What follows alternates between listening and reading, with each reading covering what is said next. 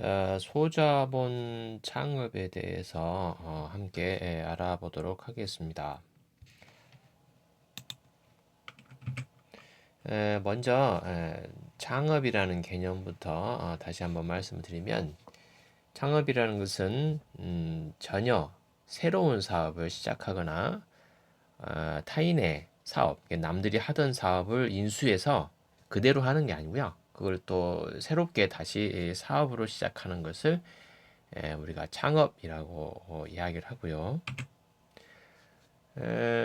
이것을 좀 더 구체적으로 말씀드리면, 창업인 경우와 창업이 아닌 경우를 어떻게 구별할 수가 있냐?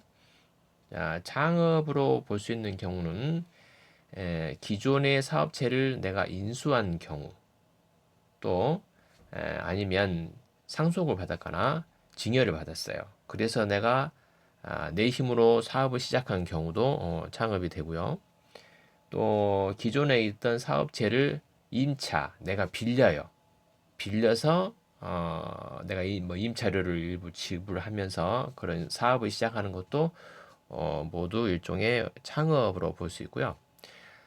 다만 창업으로 볼 수 없는 경우가 있습니다. 자, 그중 하나는 타인으로부터 사업을 승계합니다. 다른 사람으로 하던 것을 내가 사업을 넘겨받는데 승계 전에 사업하고 똑같아요. 동종의 사업을 계속하는 경우는 그것은 창업이라고 보기 힘들어요. 내가 그냥 기존의 사업을 그냥 인계한 것뿐입니다. 또 개인 사업자로 하다가 그것을 법인체로 전환해요. 그래서 법인의 조직 변경을 한다 할지, 기업의 어떤 형태, 회사의 형태를 변경한다 할지, 그러더라도 변경 전의 사업과 동종, 형태가, 사업 형태가 똑같다라고 하면 그것은 단지 조직만 변경한 것이지 창업으로 볼 수 없다. 또 하나, 폐업을 한 다음에 사업을 다시 개시하는 경우 있죠. 근데 이제 다시 하는데 폐업 전하고 좀 달리 하면 우리가 창업이라고 할 수 있는데요. 폐업 전의 사업하고 똑같아요.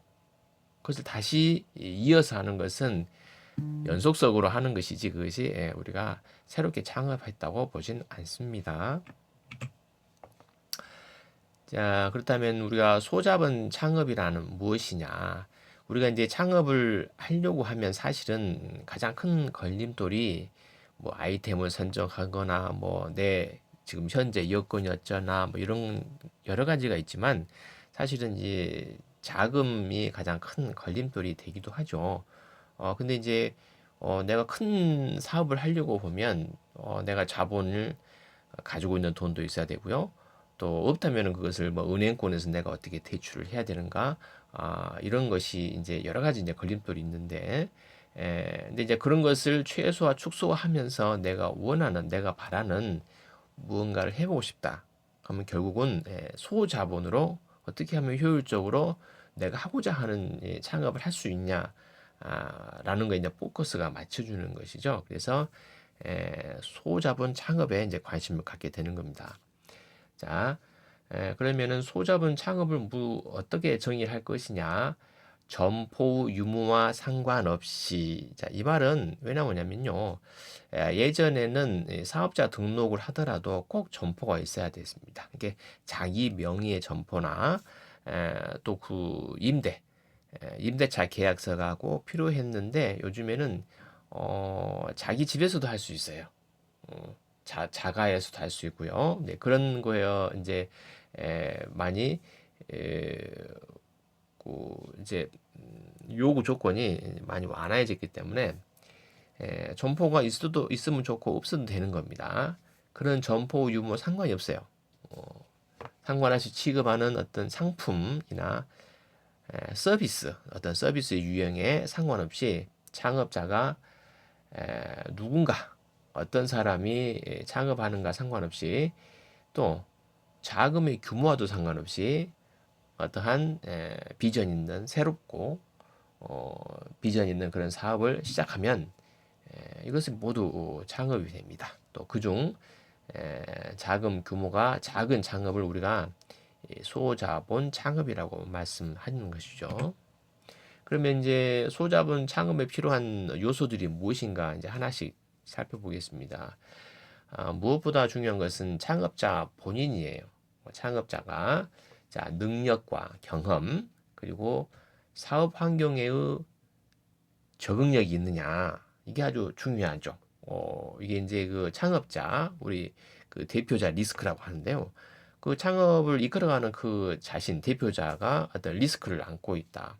예, 사업을 지속할 수 있을 만한 그런 뭐 능력이 안 되든지 그런 경험이 없든지 그런 환경에 놓이지 않았으면 이건 어려운 겁니다. 두 번째는 무엇보다도 이 일에 대한 열정이 있어야 됩니다. 그리고 부지런해야죠. 게을러서는 안 된다. 세 번째는 꼭 내가 이거를 창업해야 된다라는 어떠한 사명감이 있어야 합니다. 그냥 단지 내가 여유도 좀 있다. 여유 시간이 좀 있다. 그래서 그냥 이걸 한번 남들 하니까 남들이 뭐 이것이 좀 잘 된다고 하니까 나도 좀 해볼까? 이런 자세는 어렵다. 내가 꼭 이것을 창업을 해야만 한다는 어떠한 강한 사명감을 가지고 있어야 한다는 얘기입니다. 네 번째로는 에, 창업을 준비하는 기간에 내가 왜 창업을 하려고 하는지 그 이유, 내가 왜 이 아이템 가지고 왜 내가 이 창업, 내가 이 나이, 이 자금, 이 환경에서 내가 왜 창업을 해야 되냐는 거기에 대한 정확한 개념이 서야 된다는 얘기예요. 또 어떤 사업을 하려고 하는지 내가 정확하게 기준이 서야 돼요. 방향이 서야 되죠. 방향이 선 다음에 적극적으로 구체적으로 창업을 해 나가야죠. 주먹구구식으로 일단은 해보지. 이렇게 덤벼들었다가는 힘든다. 또 이것이 자신에 맞는 아이템인가? 그거를 충분히 찾고 내가 원하는 아이템인가를 시간을 두고 고심해서 충분히 찾고 또 열심히 분석을 해야 된다. 또 나아가서 내가 아무리 좋은 아이템이라도요, 이게 돈이 돼야 되잖아요. 그 다음에 회전율이 돼야 돼요. 그래서 사업의 타당성을 꼭 검토를 해봐. 계산기를 두드려 봐야 된다. 또 상권을 조사하여 입지를 결정한다. 자, 우리가 점포가 있는 곳은 무점포는 상관없습니다. 뭐 온라인 판매는 괜찮은데 우리가 점포에서 운영한다, 오프라인을 한다 하면 그 입지가 굉장히 중요하죠. 그래서 입지에 대한 그 상권이 어쩐지, 유동인구가 어쩐지, 그 유사 업종들이 거기에 어떻게 분포가 돼 있고, 대략 사람들은 얼마나 많이 흡인력, 사람들이 많이 거기를 이용하는지를 이제 알아봐야 되고요. 온라인 판매도 사실 마찬가지입니다. 점포만 없다 뿐이지 내가 판매하는 이 물건이 에, 저기 검색 건수가 얼마나 되는지 그리고 다른 온라인 판매처에서 이것이 얼마나 판매가 이루어지고 있는지 거기에 대한 마진은 얼마나 되는지 내가 그러면 가격 경쟁력이 있는지 이런 것들을 철저히 분석을 했다는 얘기죠. 또 내가 이제 사업을 하려면 어느 정도 자금이 필요합니다. 그럼 내가 가지고 있는 뭐 돈이 많이 있으면 좋은데 이제 그런 경우는 거의 없죠. 그럼 이것을 자금 어디서 조달할 것인지 어디 은행권에서 내가 주 거래를 해서 어떤 혜택을 볼 것인지 이런 거에 대해서 구체적으로 사업 계획이 나와야 된다는 얘기죠. 또 어떤 마음가짐으로 어떻게 경영할 것인지 자신이 직접 결정해야 합니다. 이게 자신이 직접 결정한다는 것이 굉장히 중요한 건데요. 어쩌면 창업자 당사자가 어, 모든 것을 본인이 직접 생각하고 본인이 결정하고 본인 책임하에 나의 시간과 노력을 투자해서 하는 거예요. 절대 이것을 어느 부분이라도 남을 탓한다 할지 남한테 깃는다 할지 이것은 곤란하다라는 얘기죠. 다음으로 아이템 선정에 대해서 알아보겠습니다. 자, 아이템을 선정할 때는 충분한 조사와 정확한 정보를 가지고 아이템을 선정을 해야 되고요. 그런 경우가 있어요. 주변 사람들이 뭐가 좋다더라. 야, 뭐가 좀 요새는 대세다 막 하고 그 한때 막 유행하는 것들이 있습니다. 그 주변 사람들 이야기만 듣고 선정하는 것은 금물이죠. 또 세 번째로는 무엇보다도 자신이 잘 할 수 있는 것인가. 자신의 책임하에 신중하면서도 타이밍이 적절해야 됩니다. 그러니까 이제 그 예로서는요, 우리 그 죽을 파는 데가 있죠. 뭐 특정 브랜드가 좀 얘기해서 뭐 하는데 본죽이라고 또 비빔밥도 이렇게 나오고 하는데요. 그 본죽이 성행하기 전에 몇 년 전에 오래 전부터 그 죽을 판매하는 것이 있었어요. 그런데 그 당시에 나왔던 죽 판매하는 것이 거의 이제 에, 활성화되지 못하고 폐업이 됐죠. 그 다음에 이제 본죽이 활성화가 됐는데 그게 타이밍인 거예요. 처음에 죽이 나왔을 때는 사람들이 야, 죽을 돈 주고 사 먹냐라는 이런 생각이었죠. 그래서 이제 그런 사람들의 그 의식 이런 것도 관계가 되고요. 어떠한 똑같은 상품이더라도 똑같은 서비스더라도 그 타이밍에 따라서 좌지우지 될 수 있다. 그 또 하나는 우리 스터디 카페입니다. 원래는 스터디 카페가요. 외국에 네덜란드 이런 데 가면 공무원의 굉장히 50% 이상이 재택근무를 한다고 해요. 이 사람들이 출근 안 하는 겁니다. 근데 집에서 업무를 보기가 좀 불편한 거예요. 애들도 있고 하니까. 그래서 만들어진 것이 에, 그런 오피스, 스마트 오피스가 만들어진 거죠. 그래서 이제 그 당시에 네덜란드를 본을 보고 스마트 오피스를 따라한 데가 좀 있었어요. 그 당시에. 근데 그것도 시기상조였죠. 그래서 거의 망했고 그것이 변형이 된 것이 일반 직장인들이 아니라 우리는 학생들이 공부하는 공용어로 쓰고 카페처럼 하는 꼭 시스템은 외국에 있는 그 스마트 오피스인데 그게 우리나라에서는 변형이 된 그 학생들 스터디 카페로 이제 그것이 만들어져서 그것이 이제 곽광을 받게 된 겁니다. 그러니까 어떤 시기, 그 다음에 시기도 우리나라에 맞는 실정, 그 타이밍이 굉장히 중요하다는 거 제가 말씀을 드리고요. 또 네 번째, 먼저 관심 있는 업종을 몇 개 선정을 해보는 겁니다. 몇 개. 왜냐하면 여러분이 머리로만 두리뭉실하게 이렇게 갖고 있어가지고는 진척이 안 돼요. 그러니까 구체화하려고 하면 그래도 내가 관심 있는 거에 대해서 몇 개라도 간추려서 그거를 좀 검토하고 수집하고 해볼 필요가 있다는 얘기예요. 그 사업성을 일단 검토를 해보자. 다음으로는 결국 아무리 좋은 것도 내 적성에 맞아야 돼요. 그렇죠.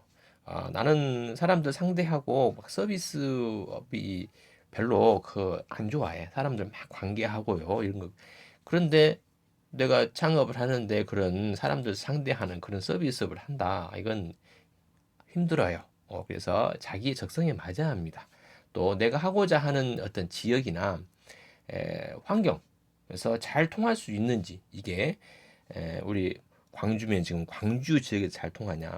예를 들면 수도권에서 잘 된다고 해서 바로 우리 이 지역인 이 광주나 이런 데서 바로 잘 된다는 보장은 없어요. 그래서 내가 있는 이 지역, 내가 원하는 지역에서 또 이 환경에서 잘 통할까라고 고민을 해보셔야 된다는 겁니다.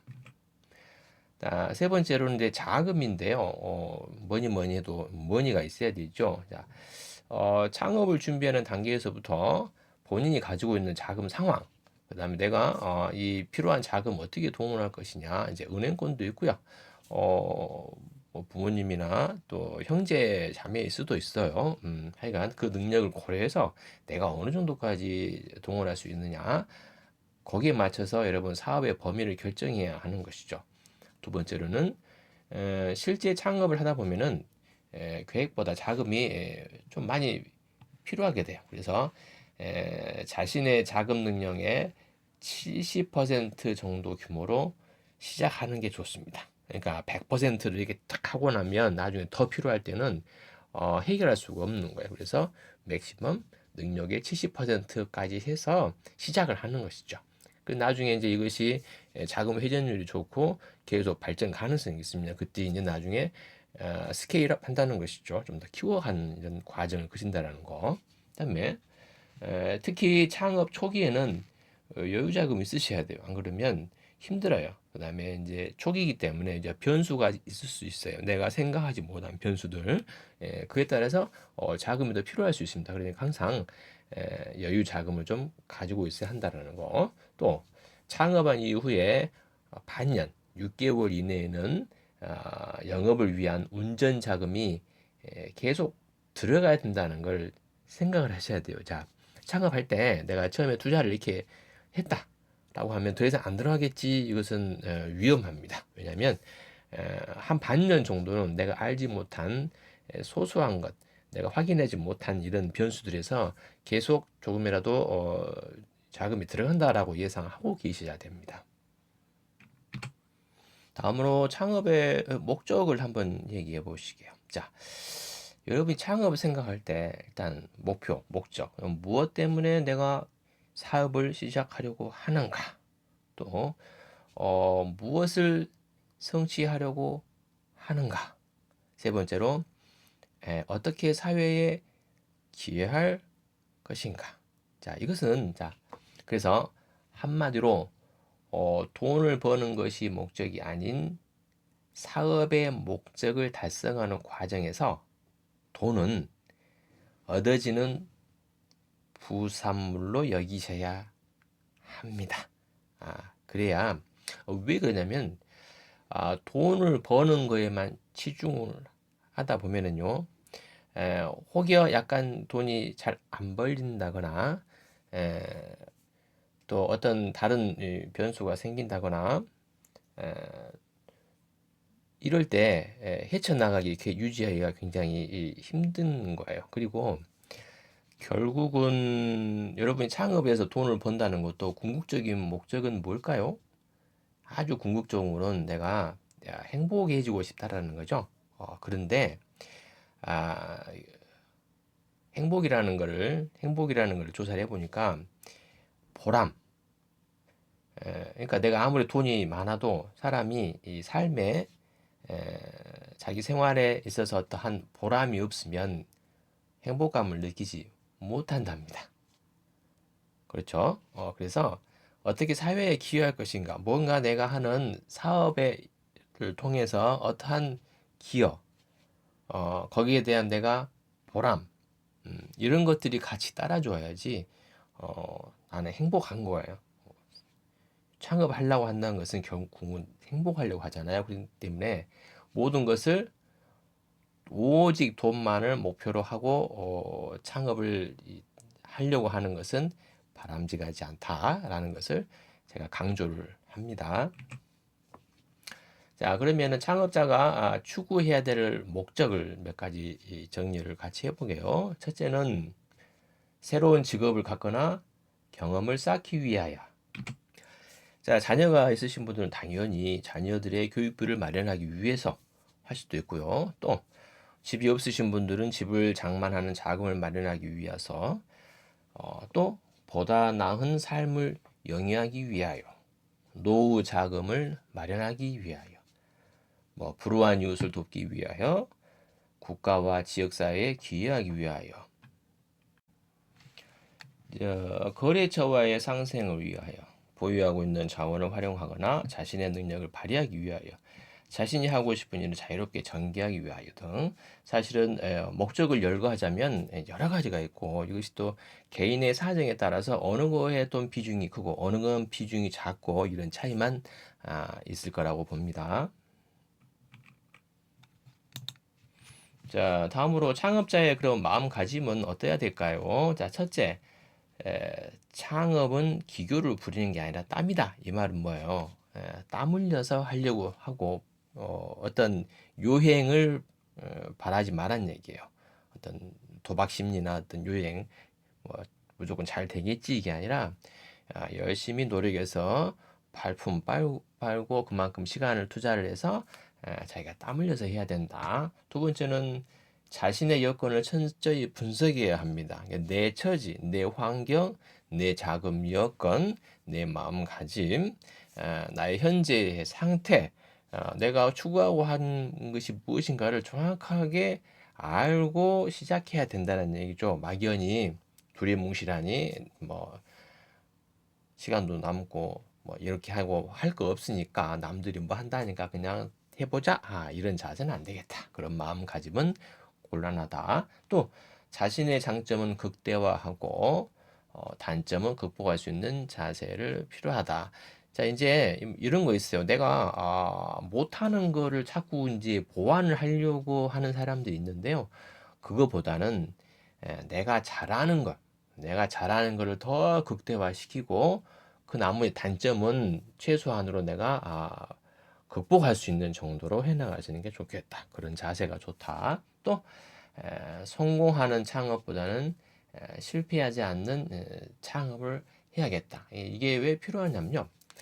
너무 성공하려고만 이렇게 하면 하면서 스트레스도 많이 받고요. 또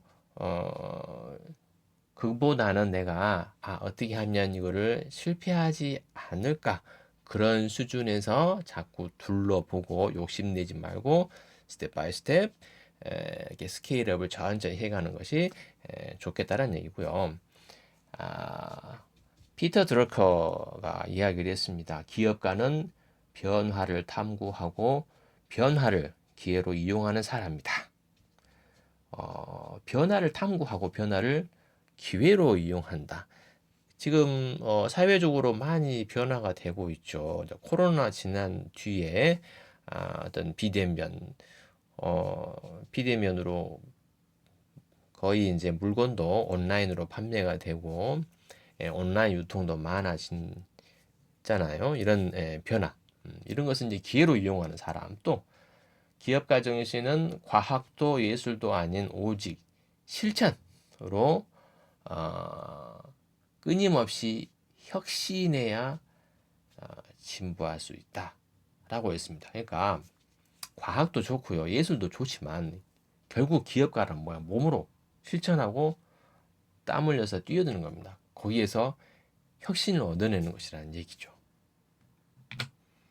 자, 끝으로 창업가가 갖추어야 될 요소. 내가 창업가로서 내가 창업가 된다면 무엇을 갖춰야 할까? 몇 가지 정리를 해보면요. 첫째는 인생 철학을 가져야 합니다. 그래서 독서도 많이 하시고 내가 모델링 될 만한 사람들의 어떤 이야기나 독서도 많이 하셔서 나름대로의 철학을 가지고 있으셔야 돼요. 그래서 그 철학을 바탕으로 해서 여러분이 창업에 대한 미래 설계, 미래 창업을 설계를 하셔야 될 것 같고, 이 두 번째는 뚜렷한 목표와 계획을 가지고 시작해야 합니다. 자, 근데 이제 뚜렷한 목표를 갖는다는 것이 사실은 쉽지 않아요. 근데 여러분이 무엇을 내가 하고 싶어 하는지, 내가 뭐에 대해서 흥미를 갖고 내 적성에 뭐가 맞는지는 그 누구보다도 여러분 자신이 제일 잘 압니다. 근데 그냥 생활에 묻혀서 그냥 흘러가니까 여러분이 못 느끼는 것일 수도 있어요. 자, 그렇기 때문에 어느 정도 시간을 갖고 본인을 성찰해 볼 필요가 있는 거예요. 내가 살아오면서 뭐 할 때 내가 정말 즐겁고 야 기분도 좋고 야 이거면 내가 날새기도 하겠다라는 그러한 만한 일이 있습니다. 그런 업종이나 업태를 여러분이 생각을 하시고 본인에 대해서 정확히 아셔야 돼. 그 다음에 그걸 바탕으로 해서 목표가 설정이 되겠죠. 목표. 나의 그러면 창업의 목표는 무엇인가? 물론 돈은 버는 것도 있지만 내가 이거를 통해서 어쩐다? 사회에다 어떤 기여하는 바도 있고 거기에서 내가 보람도 갖는다. 그러면서도 내가 즐겁게 일하면서도 거기서 경제적인 것을 내가 해결할 수 있다면은 굉장히 좋은 것이죠. 그런 계획과 큰 비전. 그럼 내가 그 계획을 내가 실현시키려면은 어떻게 해야 될 것이냐? 약간 구체적으로 계획이 로드맵이 만들어져야 되는 겁니다. 창업 단계에서는 내가 어떻게 하고 이게 어느 정도가 됐을 땐 이것을 내가 스케일업을 해가지고 어느 정도 더 키우겠다. 이런 것들을 일단 상세하게 계획이 만들어진 다음에 시작해도 늦지 않다라는 얘기예요. 세 번째는 분석 능력을 키워야 합니다. 그러니까 우리가 이제 창업을 한다라고 했을 때는요, 창업에 관심이 간다고 하면 그 분야에 대해서 어, 눈을 밝혀야 되죠. 그 부분에 대해서 굉장히 그 관심을 갖고 그냥 넘어가지 말고 관련된 것을 보면 철저히 이것을 분석할 필요가 있어요. 왜 현상이 저런 현상이 나오고 예를 들면 이 아이템에 대해서 왜 사람들이 관심을 갖게 되는지, 뭐 언제부터 관심을 갖게 됐는지, 관심을 갖는 연령층은 누구고 성별에 대한 차이는 있는지, 어떤 지역에 따라서 관심도나 판매량에 어떤 차이가 있는지 아주 철저하게 에, 분석할 수 있어야 돼요. 이게 그런 자세가 필요한 거고 그런 분석 능력도 필요한 것이죠.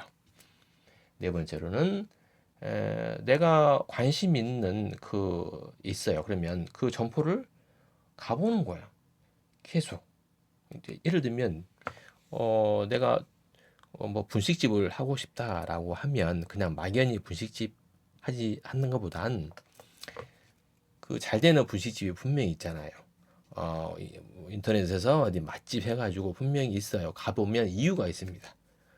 그러면 방문해서 내가 직접 먹어보고, 거기 사장님이 또 어떤가도 보고, 종업원들이 어떻게 하는 거 보고, 서비스는 어떻게 이루어지는가 보고, 이런 모든 것들을 가서 직접 본인이 체험해 보는 것이죠. 왜 이 집이 잘 되는 것인가, 직접 가서 보고 배우는 것입니다. 또 더불어서는 조고모를 가족까지 생각하라라고 이제 굳이 넣어놨는데요. 영업을 할 때 오프라인 장사는 본인 혼자 할 수가 절대 없습니다. 네. 기필코 협조자인 종업원이 필요한데 종업원 구하는 것도 그렇게 쉽지 않고요. 종업원을 계속 유지시키는 것도 쉽지 않아요. 근데 이제 확실한 것은 영업점이 잘 되는 이유 중에 하나가 종업원의 근속 연도하고 비례한답니다. 그러니까 종업원이 오랫동안 바뀌지 않고 일하는 곳은 어때요? 영업도 오랫동안 잘 지속이 되는 거야. 근데 종업원이 자꾸 바뀐다는 얘기는요, 뭔가 문제가 있는 거죠. 그 영업이 잘 될 수가 없습니다. 자, 여러분이 손님이에요. A라는 점포를 갔어요. 갔는데 갈 때마다 종업원이 바뀌어요. 기분이 좋겠나요? 네. 자, 또 장기적인 안목으로 고객을 대하라. 이건 그렇죠.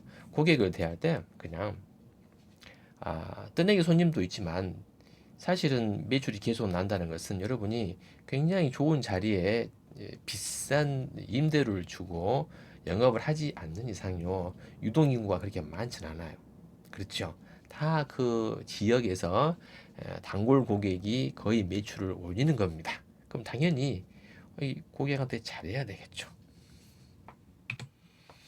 자, 이상으로 소자본 창업의 개념에 대해서 쭉 한번 저랑 살펴봤습니다.